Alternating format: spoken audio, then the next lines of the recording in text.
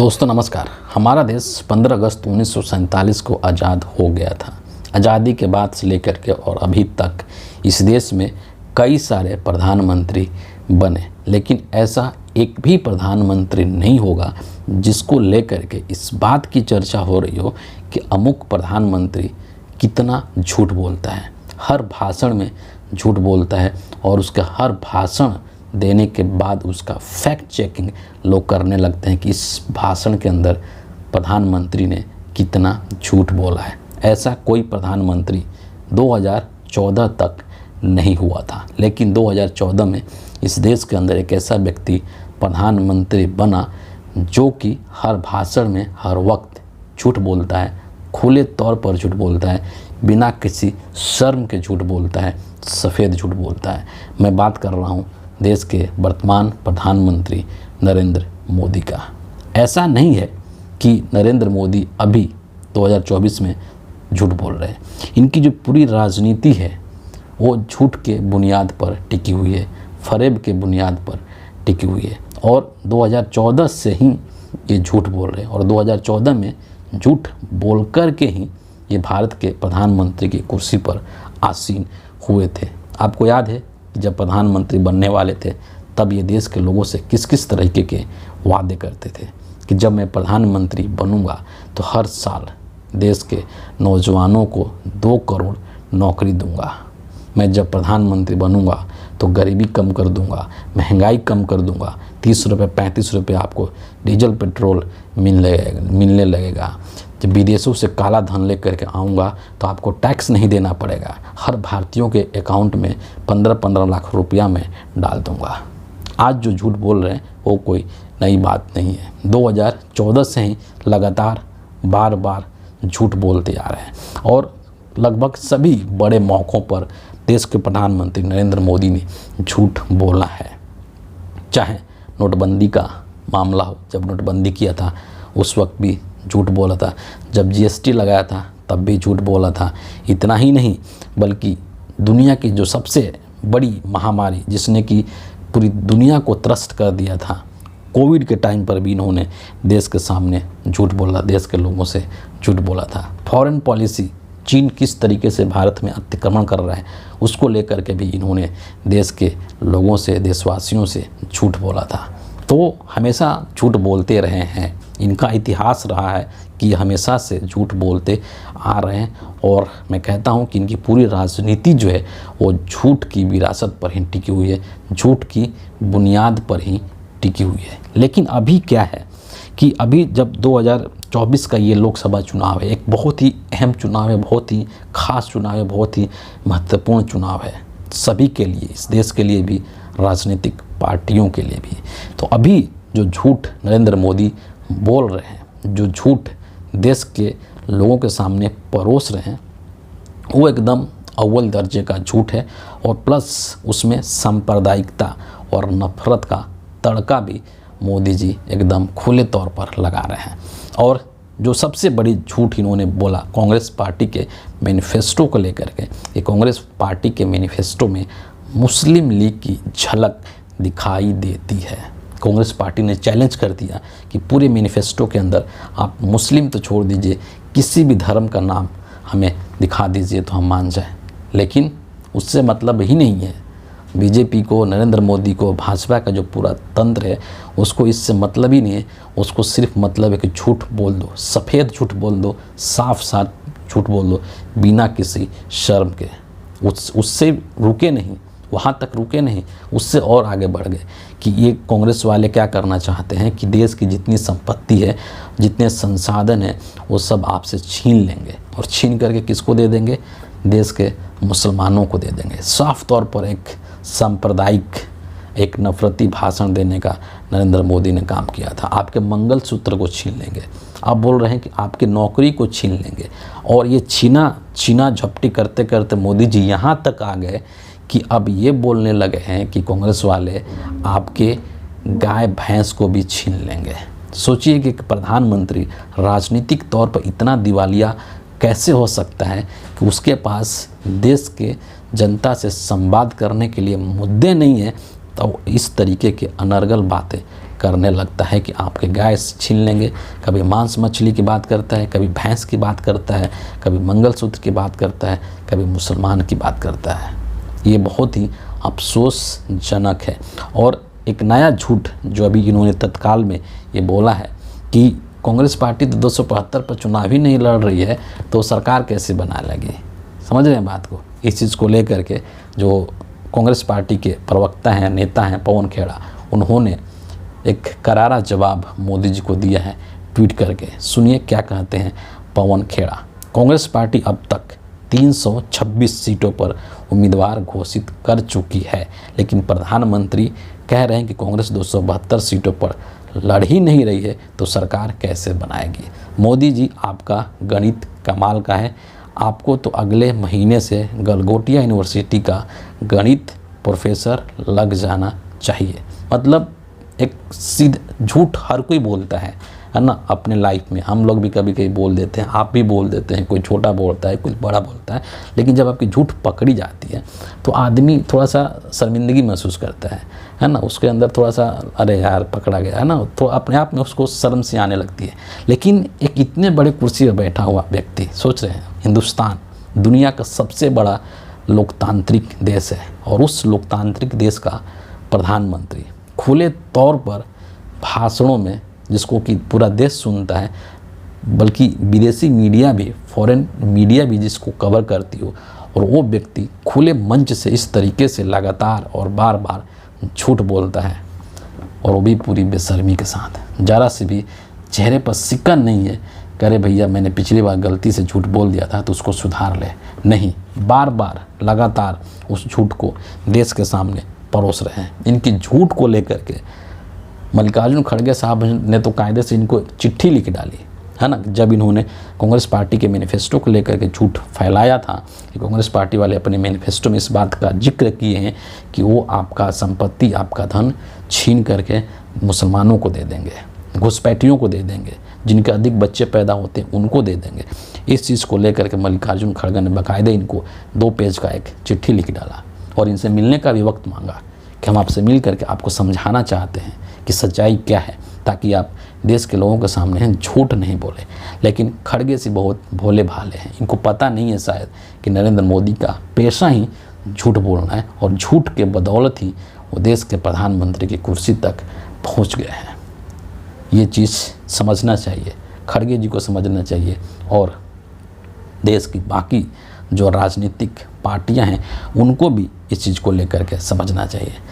बिहार के अंदर जो पूर्व डिप्टी सीएम तेजस्वी यादव हैं, वो अक्सर एक बात अपने भाषणों में कई बार इस चीज़ का जिक्र कर चुके हैं कि देश का जो प्रधानमंत्री नरेंद्र मोदी है वो झूठ के फैक्ट्री हैं, वो झूठ के मैन्युफैक्चरर हैं, झूठ बनाते हैं और खुद ही उसके होलसेलर भी हैं, रिटेलर भी हैं, डिस्ट्रीब्यूटर भी हैं, मतलब ऑल इन वन सब कुछ मोदी हैं। पहले तो ऐसा लगता था कि जो बीजेपी के जो ट्रोल आर्मी है, जो बीजेपी का आईटी सेल है, वो लोग झूठ फैला रहे हैं, लेकिन अब तो ऐसा लग रहा है कि उन सबको मोदी जी ने छुट्टी दे दिया कि तुम लोग आराम करो, बहुत तुम लोगों ने झूठ फैलाया है, अब इसका पूरा जिम्मा मैं खुद लेता हूँ अपने कंधों पर, क्योंकि लोकसभा का चुनाव है। और इसीलिए घूम घूम करके देश के कोने कोने में जहाँ भी जाते हैं, उत्तर दक्षिण पूर्व पश्चिम कहीं भी चले जाए, अपने भाषण में वो 4 झूठ ज़रूर बोल करके आते हैं। उनको कोई फ़र्क नहीं पड़ता है कि लोग हमको क्या कहेंगे और हमारे बारे में छोड़िए, प्रधानमंत्री की कुर्सी के बारे में लोग क्या सोचेंगे। जिस तरीके के झूठ मोदी जी बोल रहे हैं और जिस तरीके की अनर्गल बातें मोदी जी कर रहे हैं, उसके ऊपर एक बहुत ही करारा हमला राहुल गांधी ने एक ट्वीट के माध्यम से किया है। वो ट्वीट में आपको यहाँ पर पढ़ करके ज़रूर सुनाऊंगा, आपको बताना चाहता हूँ। क्या कहते हैं राहुल गांधी कि एक हताश, निराश और हारे हुए प्रधानमंत्री की बातें सुनिए। कांग्रेस आपके घर का कमरा छीन लेगी। ये मोदी जी बोल रहे हैं, इन्होंने बोला है अपने भाषण के दौरान, ये मजाक नहीं कर रहे हैं।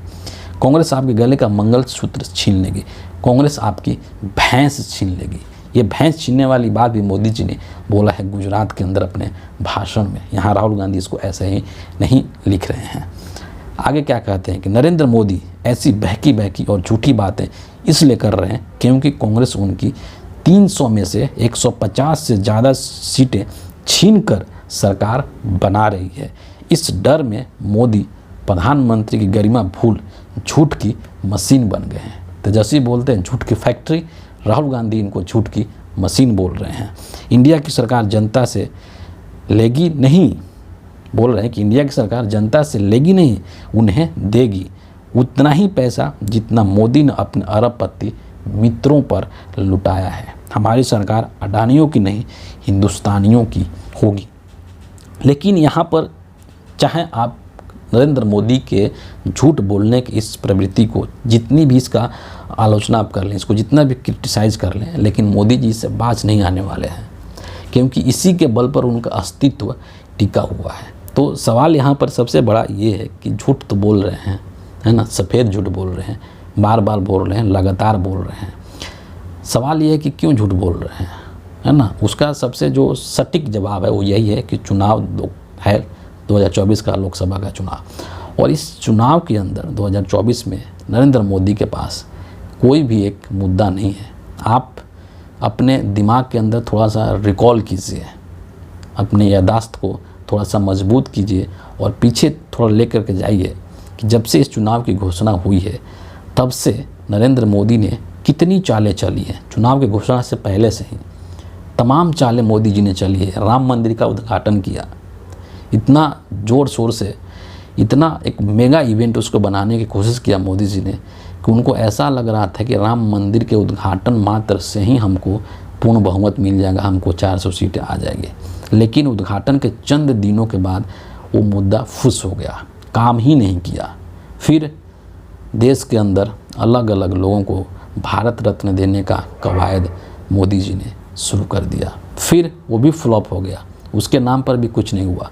फिर इन्होंने नेताओं को डराने धमकाने का काम किया ईडी के माध्यम से, और उसके माध्यम से इनको सफलता तो मिली। जैसे जयंत चौधरी को इन्होंने इंडिया में शामिल नहीं होने दिया, जैसे नीतीश कुमार को इन्होंने अपने पक्ष में मिला लिया, लेकिन उसका राजनीतिक फ़ायदा इनको नहीं हो रहा है। जिस उद्देश्य के साथ ये काम किए थे कि इनको अपने पाले में लाने से हमको अधिक वोट मिल जाएगा या अधिक सीट मिल जाएगी, वो नहीं हो रहा है। 2 चरण के चुनाव के बाद ये चीज़ क्लियर हो चुका है कि उसका राजनीतिक लाभ जो जिस उद्देश्य के साथ वो किए थे वो फलीभूत नहीं हो रहा है। फिर कुछ नेता जब इनके डर से डरे नहीं, इनके ईडी सीबीआई आईटी से डरे नहीं, तो उनको जेल में डाल दिया। हेमंत सोरेन एग्जाम्पल है, दिल्ली के अंदर आम आदमी पार्टी के अरविंद केजरीवाल इसके एग्जाम्पल हैं। लेकिन वो चीज़ भी उल्टा पड़ गया है, उसका भी लाभ अब इंडिया अलायंस को मिल रहा है, न कि बीजेपी को और नरेंद्र मोदी को। ऐसे तमाम चीज़ें हैं जिसको कि ये इस्तेमाल कर चुके हैं। बोलते हैं ना कि आपके तर्कस में जितने तीर थे वो सब आपने निकाल करके एक एक करके देख लिया। सीएए का मुद्दा लेकर के आए, वो भी फ्लॉप हो चुका, कुछ नहीं हुआ, पूरे देश में कोई रिएक्शन ही नहीं हुआ। तो तमाम इनके पास जो हथियार हो सकते थे वो सब कुछ करके देख चुके हैं, लेकिन वो ग्राउंड पर काम नहीं कर रहा है। CSDS का जो सर्वे आया उसमें कहा गया कि देश के लोगों के लिए बेरोज़गारी और महंगाई सबसे बड़ा मुद्दा है। मोदी जी उस पर बात ही नहीं कर रहे हैं, है ना। और इनके जो मुद्दे हैं कि सांप्रदायिक ध्रुवीकरण, वो काम ही नहीं कर रहा है ग्राउंड पर। उल्टे जब इनके नेताओं ने संविधान बदलने की बात कह दी तो और इनके लिए सरदर्दी बन गया, और उसका असर इतना हुआ कि देश के अंदर जितने दलित हैं, जितने अल्पसंख्यक हैं, मुस्लिम्स हैं, जितने शोषित और पिछड़े वर्ग हैं, OBC के लोग हैं, सब के सब एकजुट हो गए, गोलबंद हो गए कि अब तो मोदी के खिलाफ में वोट देना है, नरेंद्र मोदी को हराना है। और ये सब जब चीज़ें मोदी जी देख रहे हैं कि किस तरीके से जो पूरी राजनीतिक हवा है वो मेरे खिलाफ जा रही है ना, तो इनके अंदर एक चुनाव हारने का मन में डर बैठ गया है, एक निराशा हो गया है, एक हताशा हो गया है कुर्सी जाने का। तो जब व्यक्ति डरता है, जब उसके अंदर हताशा निराशा आती है, जब उसको लगता है कि अब मेरी कुर्सी मुझे छीनने वाली है, तो फिर क्या करता है, वो यही सब करता है, झूठ बोलेगा, बार बार बोलेगा, बेशर्मी के साथ झूठ बोलेगा, ताकि वो इस देश के जनता को बरगला सके। और अभी तक नरेंद्र मोदी इस चुनाव के दौरान गाय भैंस और मांस मछली तो कर ही रहे थे, हिंदू मुसलमान तो कर ही रहे थे, अब पाकिस्तान का भी जिक्र करने लगे हैं कि इंडिया के अंदर कांग्रेस की स्थिति खराब है, कांग्रेस मर रही है, तो पाकिस्तान वालों को तकलीफ़ हो रहा है। मतलब अब 2024 के लोकसभा चुनाव में नरेंद्र मोदी ने पाकिस्तान की भी एंट्री करा दी है। सोचिए, एक चीज़ जो मैं बोलता हूँ पहले भी और फिर अंत में वो बोलूँगा कि राजनीतिक तौर पर नरेंद्र मोदी इतने कमज़ोर कभी नहीं हुए थे, जिनके पास एक मुद्दा नहीं है, एक सिंगल मुद्दा नहीं है जिसको लेकर के ये जनता के बीच जाएं और उसके आधार पर लोगों से वोट अपील कर सकें, लोगों से वोट मांग सकें। इसीलिए तमाम तरीके के अनर्गल बातें कर रहे हैं, अपने पद के गरिमा को भूल चुके हैं और ऐसी ऐसी बातें कर रहे हैं जिससे कि इस देश का सामाजिक जो सौहार्द है, जो भाईचारा है, वो खराब हो सकता है। प्रधानमंत्री के लिए शोभा नहीं देता है कि वो सांप्रदायिक और नफरती भाषण दे अपने चुनावी सभाओं के दौरान, लेकिन मोदी जी ये सारा कुछ कर रहे हैं। जितना झूठ वो बोल सकते हैं उतना वो बोल रहे हैं। लेकिन एक कहते हैं ना कि झूठ की जो उम्र होती है वो बहुत छोटी होती है, वो ज़्यादा दिन तक टिकती नहीं है। और मुझे ऐसा लगता है कि मोदी जी का भी अब समय पूरा हो चुका है। तो फिलहाल इस वीडियो के लिए इतना ही है। आप सभी का बहुत बहुत धन्यवाद।